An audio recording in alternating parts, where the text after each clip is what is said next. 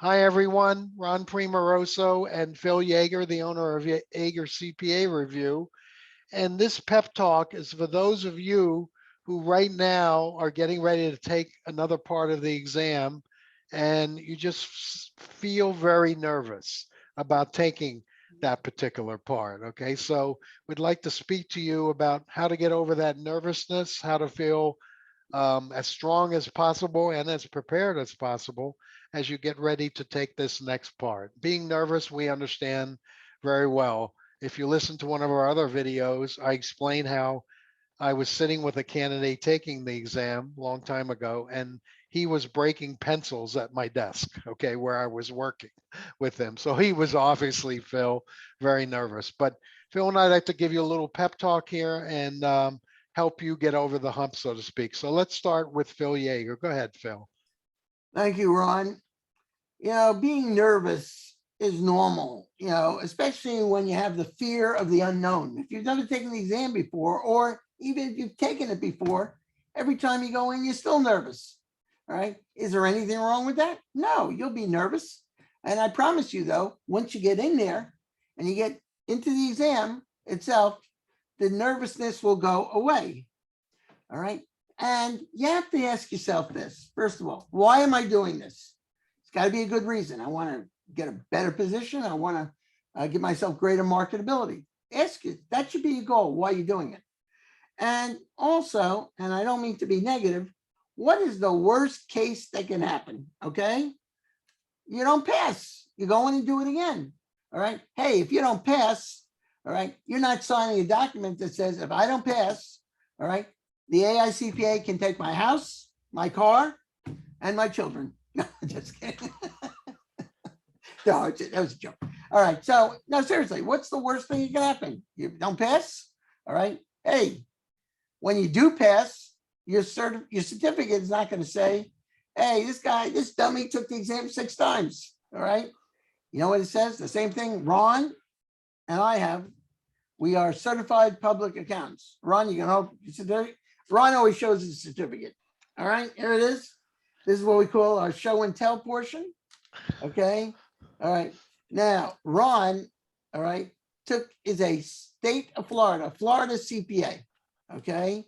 All right. And, all right. But you notice it doesn't say on there how many times Ron took it. No, all right. Nor my grades, Philip. Right. Because it wouldn't fit on the certificate. Right. No, correct. So, I think you have to remember being nervous is normal. All right. Once you go in there, by the way, if you studied as much as you can, that's all you can do. And the nervousness will drop off. I promise you that as you're into the exam. So, Ron, what's your position on why people are nervous? There's no sound, Ron. Lost the sound. Oh, you're muting. Yeah. So I think, Phil, a lot of people get nervous because maybe they feel they're not prepared enough. They don't know to their satisfaction every component of every blueprint. One of the things we will help you with is to prioritize the blueprints you need to know. Okay. Of course, you should know all of them. Okay. You should be conversant with all of them. But we have a good idea on many of the parts where the major priorities are. Okay. For example, right now, Philip, on auditing, right? Data analytics, SOC reports. Okay. Those are the hot topics. On FAR, Phil, we have a list. Okay. Of what we know are very important key topics, right? Statement of cash flows, consolidations, et cetera. You have to, to get over your nervousness, Phil, you have to go through these key topic listings and make sure you're prepared, right? You've done your studying for it. You've looked for other examples.